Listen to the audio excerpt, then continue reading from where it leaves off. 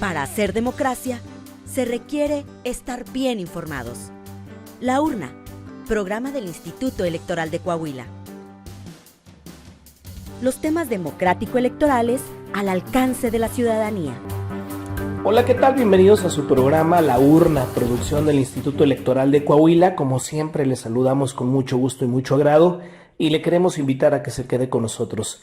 En esta ocasión, la consejera presidenta, la maestra Gabriela María de León Farías, nos presenta una interesante charla. Vamos con usted, presidenta. Protagonistas de la vida democrática de Coahuila y de México en comunicación directa con usted. La entrevista. Hola, ¿qué tal? Bienvenidas, bienvenidos a una emisión más de La Urna, el programa de radio y televisión del Instituto Electoral de Coahuila. Permítanme presentarme, soy Gabriela de León, presidenta del Instituto Electoral de Coahuila.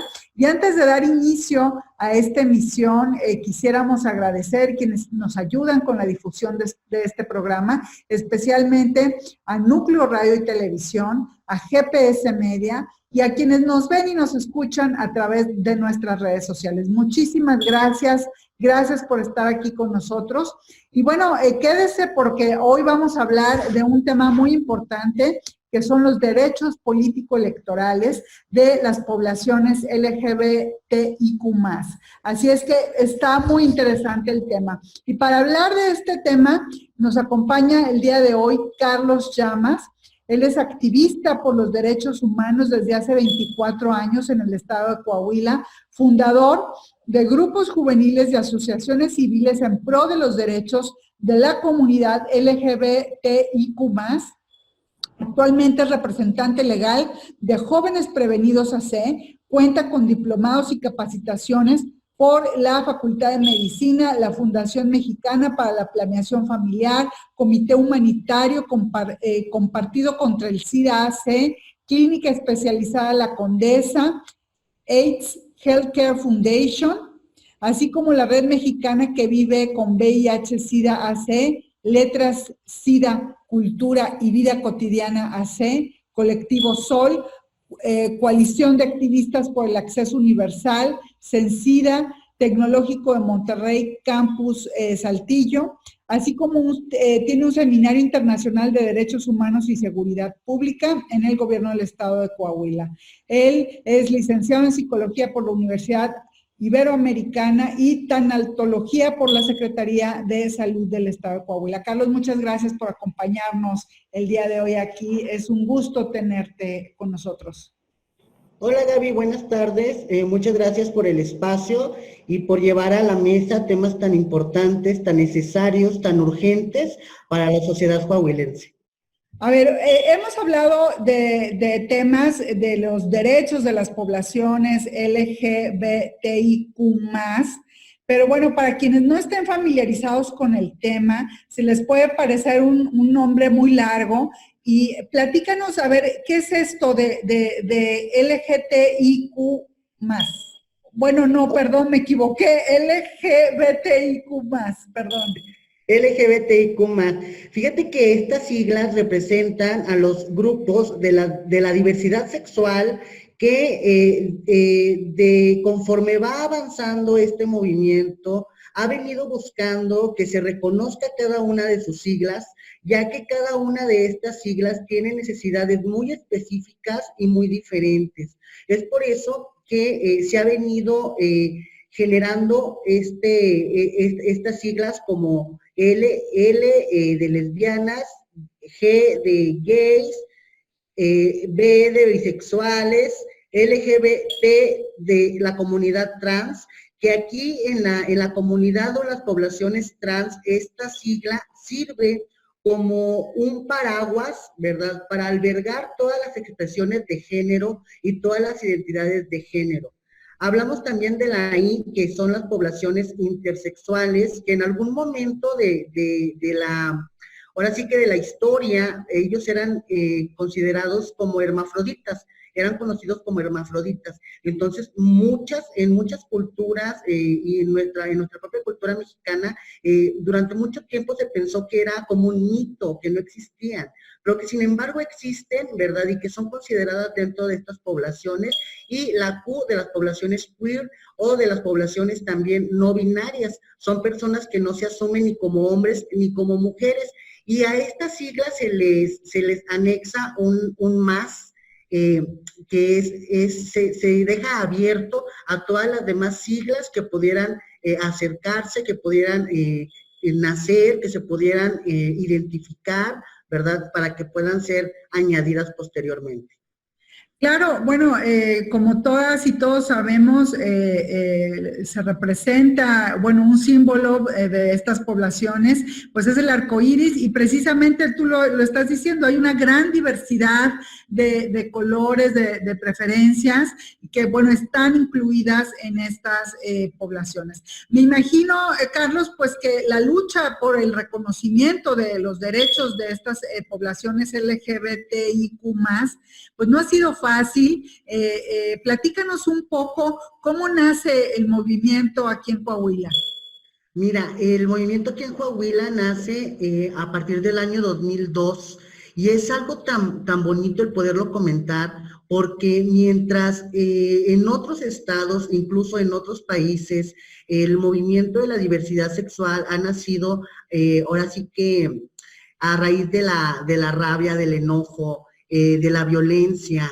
En Coahuila nace de forma diferente. En Coahuila nace dentro del seno católico, nace dentro, ¿verdad?, de una, ahora sí que por la voluntad de un hombre que venía con esa idea de los derechos humanos, el obispo Raúl Vera, que permite, ¿verdad?, que trabajemos estos temas desde el seno católico. Entonces es algo muy bonito de comentarlo, porque a pesar de que sí se vivió una violencia fuerte en Coahuila en el año 2002, recordamos, por ejemplo, que en Torreón estaban sacando a las personas, a las parejas homosexuales, a las parejas de 2 chicos o de 2 chicas que llegaran a un hotel, ¿verdad? Y que se presumía, ¿verdad?, que iban a tener algún contacto sexual.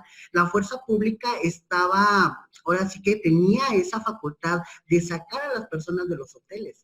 Entonces, este tipo de actos estaba sucediendo en Torreón, mientras que en Saltillo estaba sucediendo el servilletazo, que los policías municipales se paraban en las aceras públicas y les pasaban una servilleta sobre la cara a las personas que ellos sospechaban que eran homosexuales.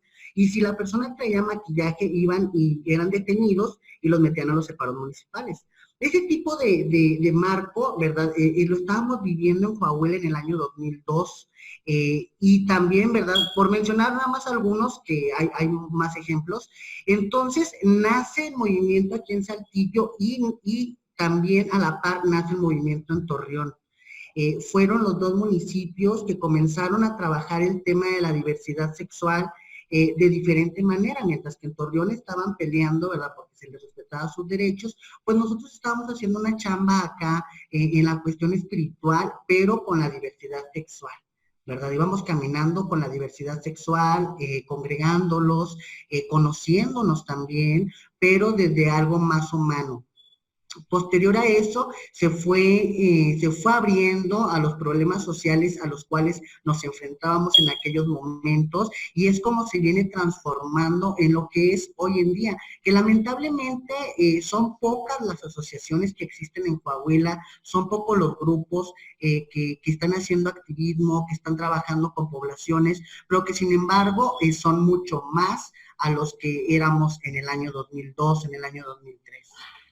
Fíjate, sí, bueno, muchas personas recordaremos, sobre todo quienes no somos tan jóvenes, recordaremos que hubo una época en que, por ejemplo, las chicas trans que salían a la calle, bueno, que asumían un rol de género diverso al de su sexo biológico, eran detenidas, se les llevaba a los separos de las policías municipales por el simple hecho de caminar en la calle. O sea, no había ninguna otra situación más que pues iban vestidas del género del que ellas se autoadscribían, ¿no? Y bueno, gracias a los grupos como al que tú perteneces, pues se ha generado conciencia en la sociedad acerca de los derechos humanos de estas poblaciones, y bueno, pues se ha venido trabajando en el reconocimiento, en principio, pues de los derechos de las poblaciones LGBTIQ+. Pero uno de los temas, Carlos, que definitivamente hay que trabajar es en el tema de los derechos político-electorales de estas poblaciones. Si bien, bueno, como tú lo sabes, pues han sido discriminados por muchas situaciones sociales, el tema político no ha quedado exento de ello. A ver, platícanos un poco cuáles son estos derechos político-electorales de las poblaciones LGBTIQ+.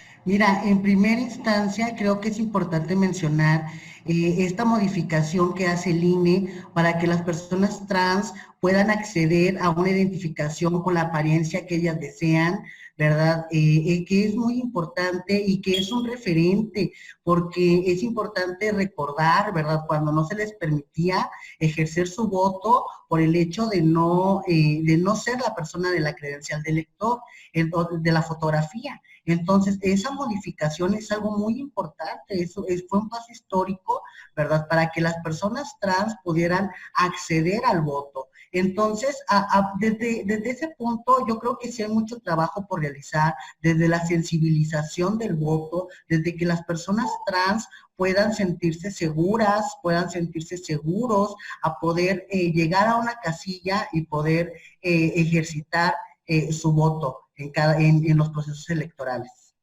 Así es, anteriormente, bueno, recordemos que para que las personas trans se tomaran la credencial para votar, hubo una época en la que se les obligaba a desmaquillarse o se les obligaba a quitarse, pues, no sé, el pelo, etcétera, recogerse el pelo, ¿sí? Y además se les cuestionaba al momento de llegar a la casilla. O sea, si tú llegabas con el género que te autoescribes, que es un género femenino, pero bueno, llegabas a la casilla y pues resulta que tu credencial no correspondía a lo mejor con tu apariencia física, te obligaban a desmaquillarte, te cuestionaban. Bueno, había una serie de situaciones tremendas que afortunadamente desde oficinas centrales del INE pues han ido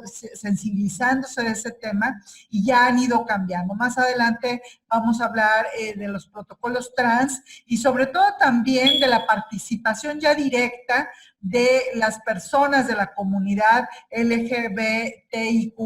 Es decir, efectivamente, pues una parte de los derechos políticos es votar, pero también la otra es la de participar como candidatas y candidatos. Y ese es un tema que vamos a tocar ahorita también, y sobre todo también el protocolo trans, que es el que el INE sacó para proteger los derechos políticos de estas comunidades. Si me lo permites, vamos a una pequeñísima pausa. No se vaya, estamos en La Urna, el programa de radio y televisión del Instituto Electoral de Coahuila. Estamos hablando precisamente sobre los derechos político-electorales de las comunidades LGBTIQ+. Regresamos.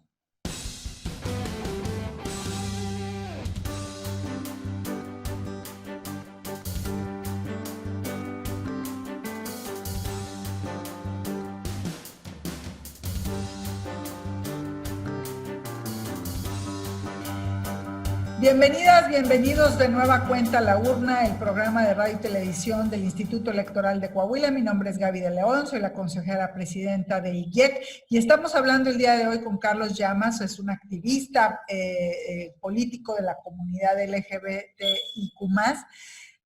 pues precisamente sobre los derechos político-electorales de esta comunidad.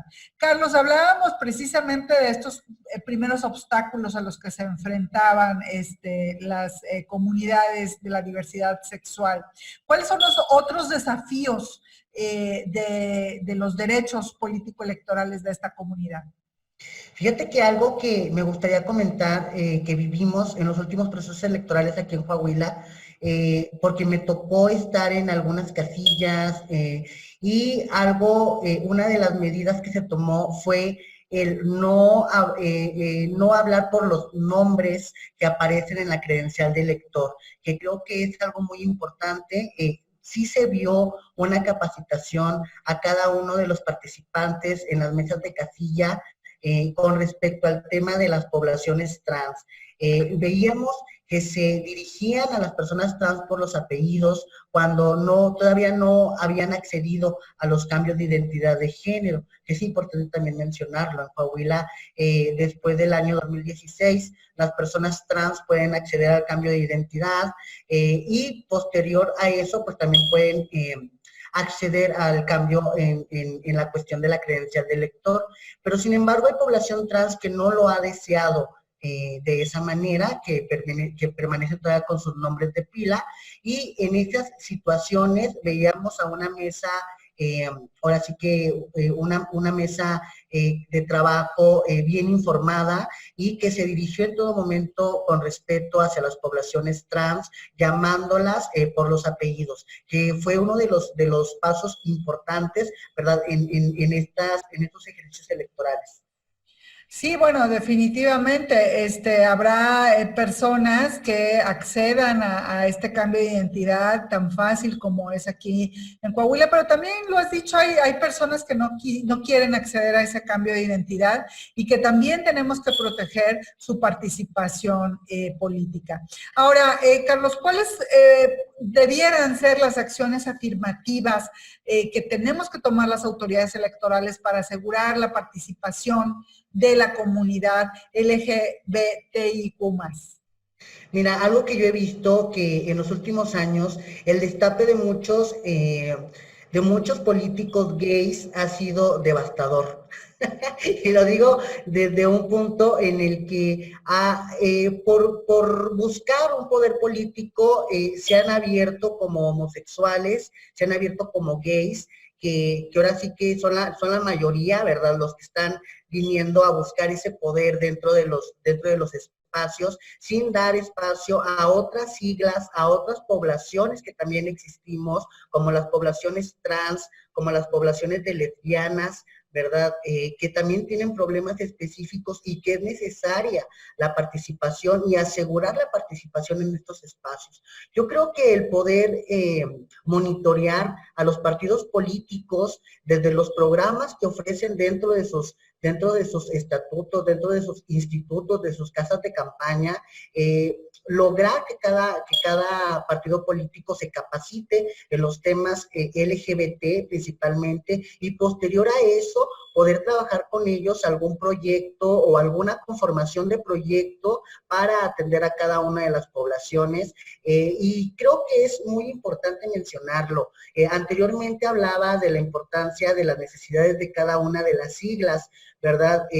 Durante los últimos años en Coahuila hemos vivido una ola formidable en la cuestión de derechos civiles, como el matrimonio igualitario, como el cambio de identidad, pero sin embargo hay temas pendientes como el tema de la salud en las poblaciones trans, ¿verdad? Es un tema importante, ya que es uno de los derechos básicos, es un derecho primordial que no debe de faltar en las instancias de salud, y que sin embargo, ¿verdad?, en Coahuila tenemos un tema muy pendiente en la atención integral a la población trans por medio de endocrinólogos especializados en el tema de las transiciones. Entonces, a partir de ahí, sí es importante poner sobre una balanza las problemáticas, las necesidades que sufre cada población. Cada sigla representa una población y cada población tiene necesidades muy diferentes.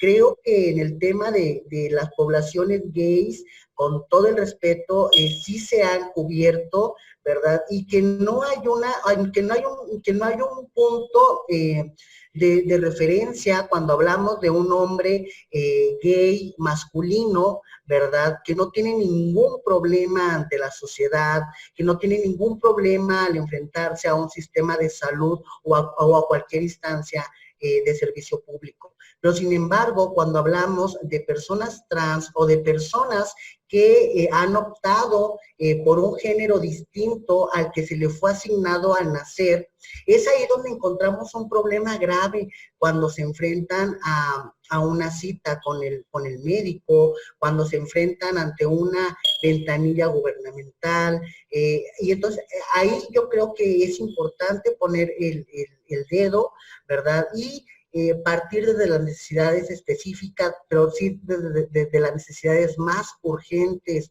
y el tema de salud no lo podemos dejar a un lado, el tema de la educación. Hablar de personas trans es hablar de las poblaciones más vulnerables, y es el grupo históricamente más discriminado. Es importante, por ejemplo, mencionar las encuestas nacionales que se han venido haciendo en México, ¿verdad? Y a partir de ahí nos vamos a dar cuenta de que las poblaciones trans son las asesinadas a nivel nacional. México ocupa el segundo lugar a nivel mundial con mayor número de crímenes contra personas trans. Entonces, a partir de ahí yo creo que sí es necesario poner el dedo en ese tema, en el tema de las poblaciones trans, y monitorear a los partidos políticos que ahora sí que alguna cuota, por ejemplo, que las cuotas sean también para personas trans, no solamente para personas gays, y yo ya lo he mencionado en muchos espacios, de pronto los espacios políticos se los vienen peleando solamente personas gays, ¿verdad? Y sin embargo, las personas trans no las hemos visto empoderadas en los partidos políticos, empoderadas en estos espacios tan importantes para una democracia. Fíjate que has mencionado, bueno, pues un tema muy importante, porque de ahí, bueno, de esto que nos comentas, pues surge la necesidad, Carlos, de garantizar la representación de estos sectores de la población para que efectivamente puedan generar políticas públicas, programas, pues que den respuesta a sus necesidades específicas. Hay muchos temas sobre la agenda, como ya lo dijiste, la salud de las poblaciones trans, la seguridad de las poblaciones trans, porque pues ser una mujer trans, perdón que lo diga, pero en México es una cosa de alto riesgo, porque hay un odio, hay un odio generalizado, hay un problema de seguridad para ellos que se tiene que estar tocando. Entonces es por eso la importancia de que estas poblaciones estén participando en la toma de decisiones como nuestros representantes, ¿no? Ahora, esto definitivamente es un tema de educación, ¿sí? De irnos educando, de irnos sensibilizando al tema, de ir comprendiendo que una democracia es igual a diversidad y que todas y todos tenemos derecho a participar, a opinar, a ser representados. ¿Tú consideras que se destina el suficiente dinero para temas de educación o para temas de sensibilización a la población en temas, por ejemplo, de las mujeres trans o de los derechos de las poblaciones LGBTIQ+? Fíjate que hay algo bien importante en este tema, que en el estado de Coahuila, a partir del año 2007, tenemos una ley estatal para prevenir la discriminación en el estado de Coahuila, ¿verdad? Es una ley que nace, que la celebramos los grupos, que cada titular de esta dirección ha contribuido a mejorar la vida de todos los grupos vulnerables, pero que sin embargo esta dirección ha venido trabajando sin un solo peso. En el estado de Coahuila, ¿verdad? No hay un solo peso destinado para trabajar la igualdad y la no discriminación en el Estado. Entonces, a partir de ahí nos damos una idea de los pendientes que existen, ¿verdad? De la importancia de que los grupos vulnerables no solamente sean usados como estandartes o no solamente sean usados para las fotos, sino que realmente se les dé una plataforma para que sus voces sean escuchadas y para que sus necesidades sean atendidas. Entonces, creo que indiscutiblemente carece el Estado de Coahuila de un programa estatal de atención a la diversidad sexual, de atención a las poblaciones LGBTIQ, porque es importante hacer la diferencia, porque cuando hablamos de diversidad sexual, hablamos de todos, hablamos tanto de heterosexuales como de personas gay, bisexuales, lesbianas, hablamos de todos. Pero, sin embargo, cuando hablamos de poblaciones LGBTIQ+, nos estamos refiriendo solamente a estas poblaciones que pertenecen a los grupos vulnerables y que deben de ser atendidos. Realmente creo que sí es necesaria la intervención de un programa estatal que atienda las necesidades no solamente de las poblaciones LGBTIQ+, sino también de sus familias, ¿verdad? Porque hay en cada persona LGBTIQ+, detrás de cada una de estas personas hay familias, ¿verdad? Hay padres de familia, hay hermanos, hay toda una comunidad detrás de cada una de estas personas y que no están siendo atendidas como debe de ser. Hay muchas dudas. De pronto yo comentaba, después del año 2007-2008, que se aprobó la ley se llamaba el Pacto Civil de Solidaridad. Ah, sí, claro. Que fue el primer derecho, ¿verdad? Ahora sí que se abrió para las poblaciones de la diversidad, para las poblaciones LGBT.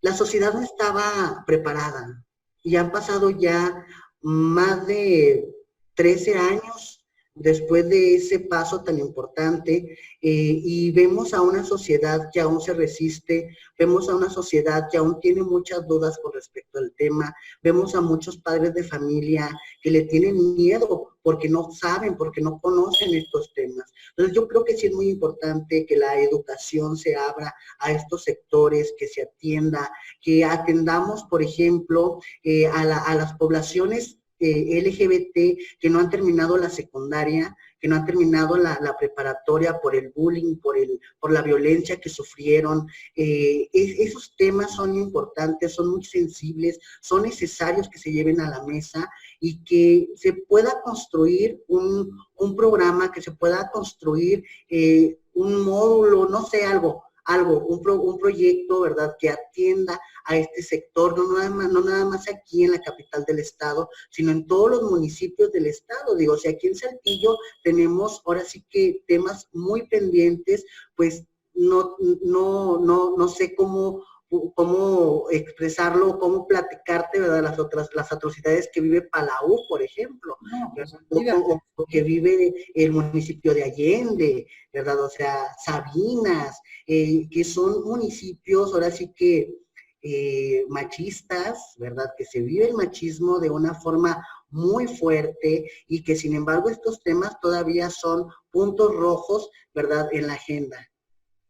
De ahí, Carlos, la necesidad urgente de, insisto, que haya una representación de estas comunidades en donde se toman las decisiones, en donde se hacen las leyes, en donde se gobierna, porque si no, de otra manera no se va a entender cuál es la necesidad, si solamente se platica y no se vive, ¿no? Ahora, un tema pendiente para las autoridades electorales en este próximo proceso electoral será evitar la simulación, Carlos. Desgraciadamente, hemos tenido muchísimos casos a nivel nacional en donde se utiliza la causa trans para simular, para defraudar a la ley y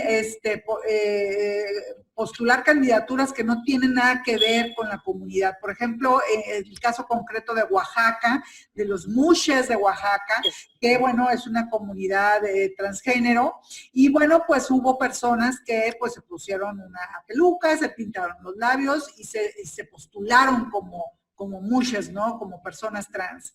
Entonces, ¿Cómo evitamos esta simulación? O sea, en una comunidad tan diversa, por así decirlo. Mira, yo creo que es muy importante la historia. La historia nos permite conocer qué es lo que ha sucedido con cada una de las personas, ¿verdad? De pronto, no sé si un candidato se ha pronunciado en contra de las poblaciones de la diversidad y de un día para otro llega con peluca, ¿verdad? Y con labios pintados, asumiéndose trans, pues a partir de ahí pues vamos a saber que es un fraude total.